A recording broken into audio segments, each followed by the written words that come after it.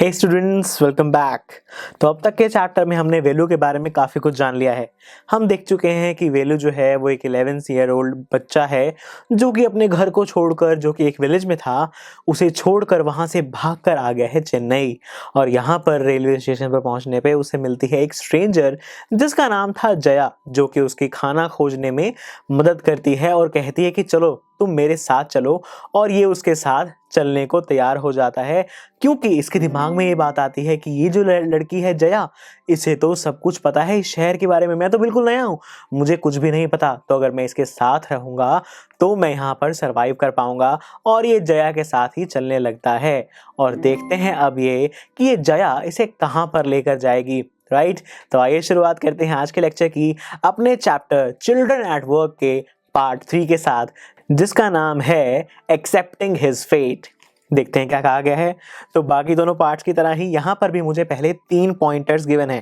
पहला पॉइंटर कह रहा है here is a row of huts near some dirty puddles, यानी कि एक बड़ी सारी हट्स की एक रो बनी हुई थी एक बड़े सारे डर्टी पुडल्स के साथ। पुडल्स बेसिकली होता है छोटे छोटे गड्ढे जहां पर पानी भरा हुआ है। Outside one of the huts Jaya dumps her sack, जो बड़ी सारी हट्स थी उनमें से एक हट के बाहर जया अपना सैक, जो बोरी वो कैरी कर रही थी, वो वहां रख देती है, डंप कर देती है।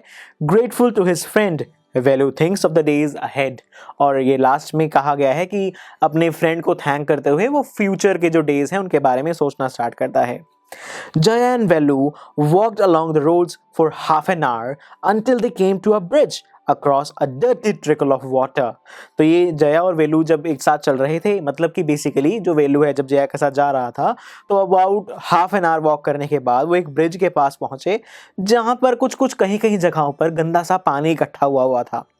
We are in Triplicane now. See, that's Buckingham Canal, said Jaya. Jaya कहती है हम ट्रिप्लिकेन आ चुके हैं और वो देखो वो है बकिंगहम कैनाल। वेलू स्टेयर्ड, वेलू वहां देखता रहा कुछ देर तक। Is this a canal? उसने सोचा ये कैनाल है। Near some puddles of water was a row of strangest huts he had ever seen। कुछ पानी के कुछ गड्ढों के आसपास कुछ बहुत ही अजीब सी हट्स बनी हुई थी। They were built out of all sorts of things, metal sheets, tires, bricks, wood and plastic। हर चीज, मतलब उनको बनाने के लिए हर चीज लगा दी गई थी। मेटल शीट्स भी लगी हुई थी, टायर्स भी लगे हुए थे, ब्रिक्स भी लगी हुई थी। बेसिकली हर वेस्ट चीज का इस्तेमाल उन हट्स को बनाने के लिए कर लिया गया था। They stood crookily and looked as if they would fall any moment। वो बहुत ही टेढ़ी मेढ़ी सी खड़ी थी और ऐसे लग रहा था किसी भी समय गिर जाएंगी। Is this where you live? These houses are strange, said Velu। वेलू कहता है क्या तुम यहाँ रहती हो? जया को कहता है तुम यहाँ पर रहती हो तो बहुत अजीब से घर हैं। In our village, the houses are made of mud and palm leaves। वेलू कहता है कि हमारे विलेज में तो जो हाउसेज हैं, जो घर हैं, वो तो मड और पाम लीव से बनाए जाते हैं। Jaya went around to one of the huts and dumped her sack outside. Then she picked up an empty one। तो उसने क्या किया, एक जो हट्स बनी हुई थी, जया उनमें से एक हट के पास गई, वहां पर अपना सैक, जो अपनी बोरी थी, वहां पर रख दी और एक खाली बोरी वहां से उठा ली और उससे कहा लेट्स गो। जया कहती है चलो चलें। She turned to Velu and gave him a shove। वो वेलू की तरफ मुड़ी और उसे एक छोटा सा धक्का सा दिया। At least come on, help me now। थोड़ा सा धक्का देकर कहा ना कि चल मेरी मदद कर अब। Here, wear these and come with me। ये पहन लो और मेरे साथ चलो। क्या पहन लो? She threw him a pair of old shoes without laces and pushed a sack and a stick into his hands। उसने क्या किया, एक पेयर ऑफ शूज दे दिए उसे जिनमें लेसेस नहीं थे। साथ ही साथ क्या दिया उसने? दिया एक सैक, एक बोरी और एक स्टिक दे दी साथ में। राइट। Velu was confused. अब उसे समझ नहीं आया इसने मेरे साथ ऐसा क्यों किया है। What work did she want him to do with these things? इन चीजों के साथ क्या काम करने के लिए कह रही है वैल्यू को? The only work he had ever done was on the landowner's farm, weeding and taking cows out to graze। यहाँ पर कह रहा है वैल्यू कि उसने तो अब तक जिंदगी में सिर्फ एक ही काम किया था, लैंड ओनर के फार्म पे क्या करने का? वीडिंग करने का। वीडिंग बेसिकली जो अनवांटेड घास और ये सब चीजें उग जाती है ना, उनको निकालने का काम किया था और काउस को बाहर ग्रेज कराने के लिए ले जाया करता था। बस यही काम किया था। Are there any farms in the city? He asked Jaya. Jaya से उसने पूछा क्या कोई फार्म्स हैं क्या सिटी में?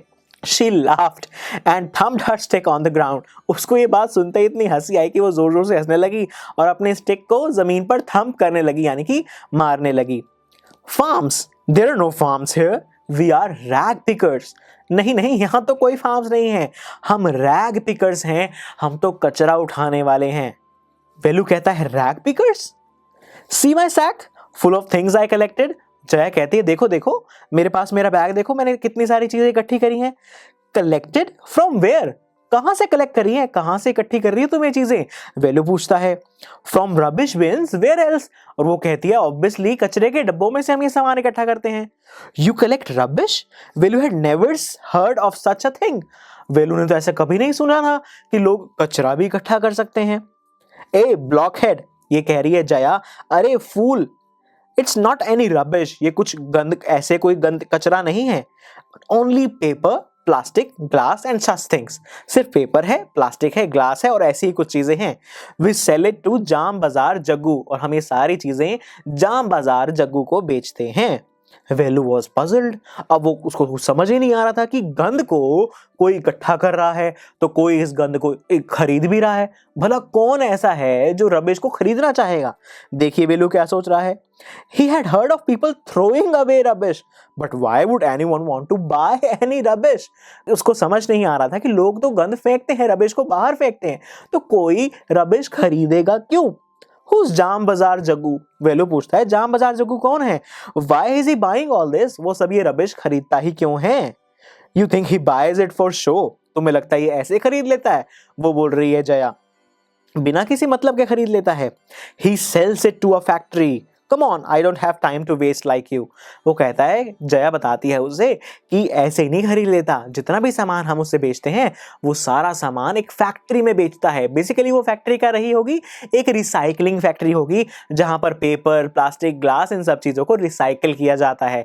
और वही होगा ये जाम बाजार जग्गू, जहां पर ये रिसाइकलिंग फैक्ट्री में ये सामान बेचता होगा, जिसे ये सारे रैग पिकर्स अपना सामान बेच कर आते हैं। तो ये कहती है भाई ठीक है, ये इतना ही बता दो तुम्हारे लिए, जाम बाजार जग्गू कोई शॉप के लिए रबिश नहीं खरीदता, वो भी आगे फैक्ट्री में जाकर इसे बेच कर आता है। और मेरे पास अब टाइम नहीं है, जल्दी चलो, मैं तुम्हारी तरह खाली नहीं हूं, मुझे काम करना है।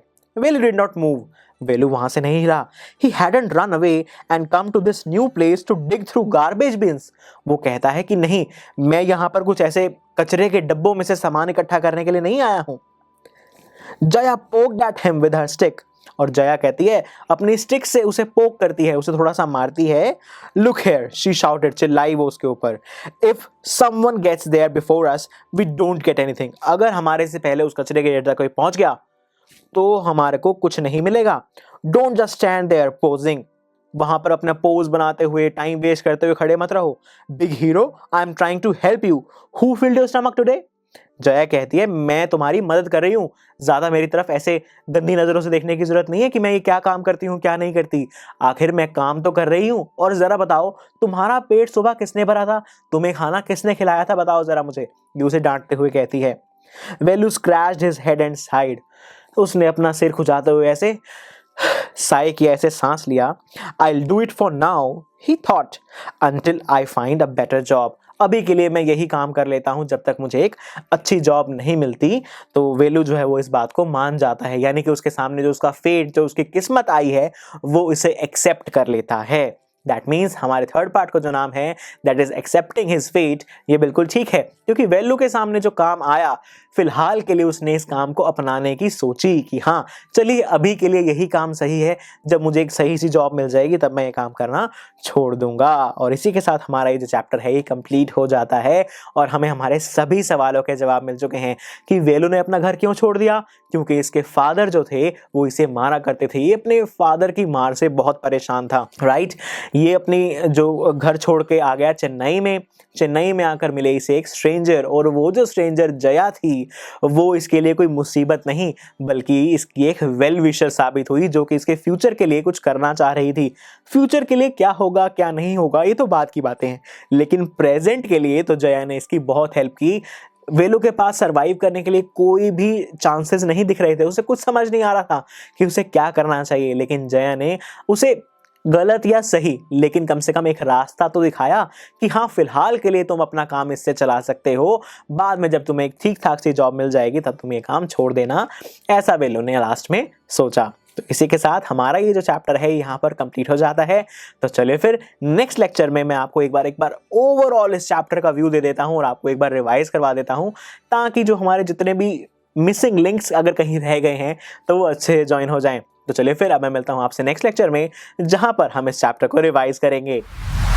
आई एम श्योर स्टूडेंट्स, आपको ये लेक्चर बहुत ही पसंद आया होगा। तो अगर आप अपने हर कंसेप्ट को इतने ही मजेदार और इंटरेस्टिंग तरीके से क्लियर करना चाहते हैं तो डाउनलोड कीजिए हमारी PuStack ऐप, जहां पर आपके लिए और भी बहुत सारे ऑप्शंस अवेलेबल हैं, जैसे कि sample papers, back exercise solutions, written answers and much more. So what are you waiting for? Download the app now.